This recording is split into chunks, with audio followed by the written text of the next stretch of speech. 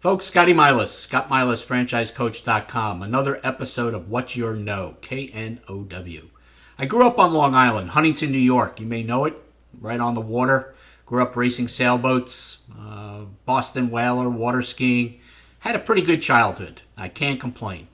My father worked hard to provide. My mother did a great job getting us to our activities.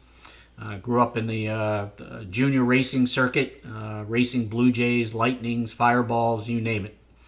But my father always preached to me that the world is your oyster.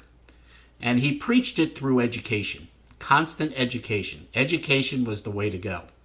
And him and I would used to beat butt heads on this because I was not that educational type guy.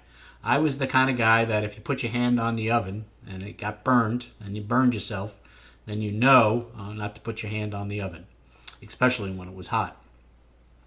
So my point is this. If you have that entrepreneur spirit, you can work hard, and you have that drive to be successful, sometimes there is going to be a risk in researching and exploring business ownership, investing in yourself, and taking that step. I can tell you that for me, the most satisfaction I have had as an entrepreneur is running my own businesses. And some of those businesses failed. But I've learned the most. I've been able to be myself, use my own skill sets, listen and learn from others, but utilizing my talent to be successful. I would have it no other way at this point, especially at a young age of 62. This is Scotty Milas, ScottMilasFranchiseCoach.com.